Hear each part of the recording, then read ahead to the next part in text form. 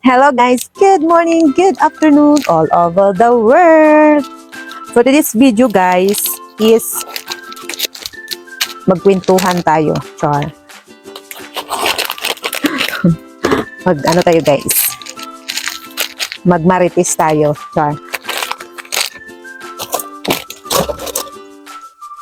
Okay. Maulan dito sa aming lugar. Kaya wala masyadong customer. Kaya magkwentuhan na lang muna tayo ngayon.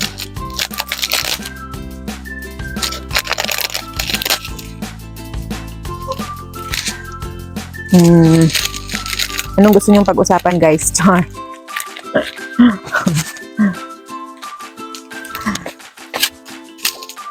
Sobrang crisis ngayon guys.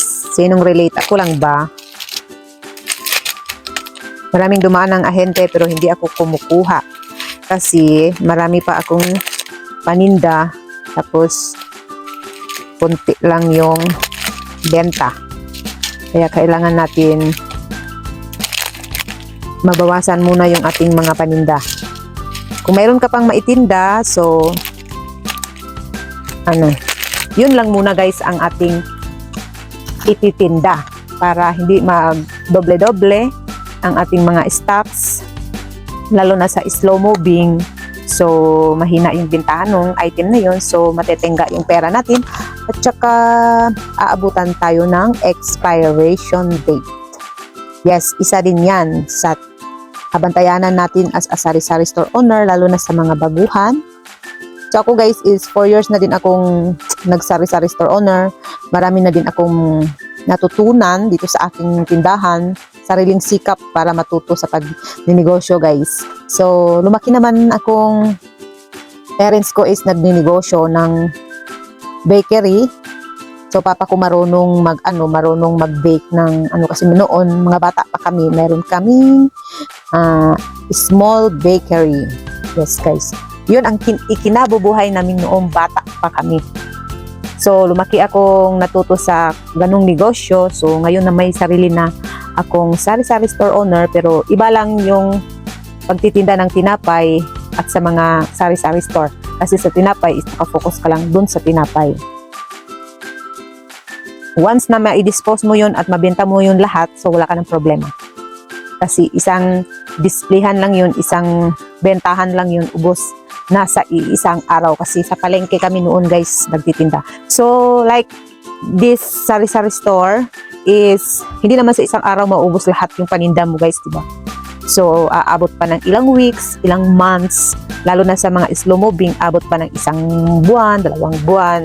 So kailangan sa slow moving is kukunti lang ang ating bilhin. Sa mga fast moving guys, pwede ka mag-stock ng marami para hindi ka bili ng bili at makatipid ka din sa pamasahe kung namamasahe ka, kung punta ka sa pamilihan.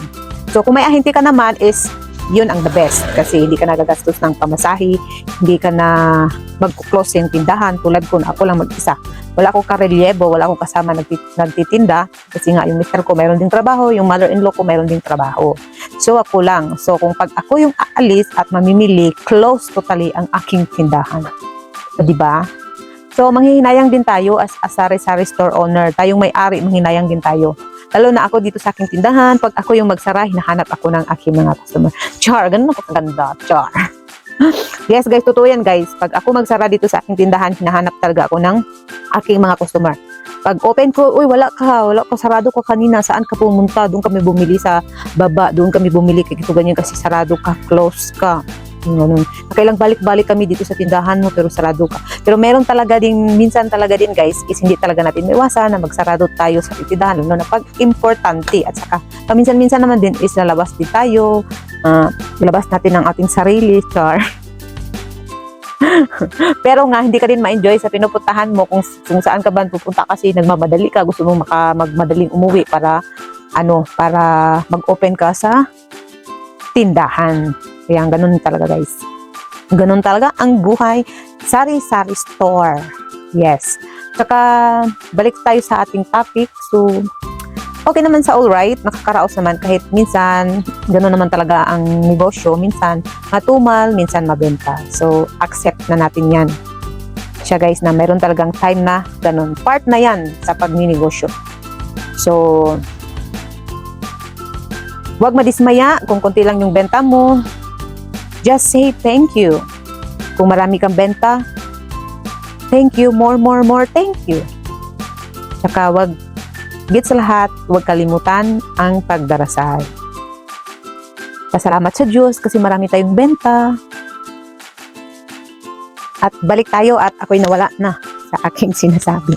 So, yun lang siguro guys, yung